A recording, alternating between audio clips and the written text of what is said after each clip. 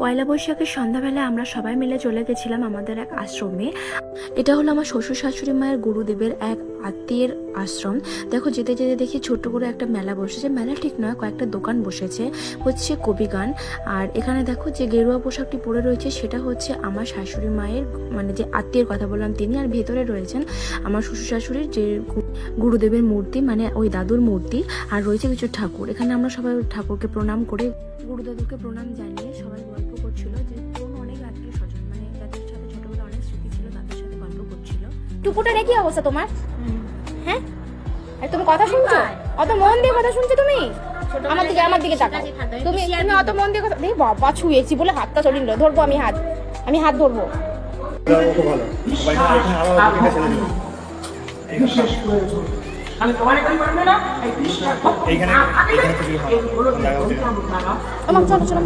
চলো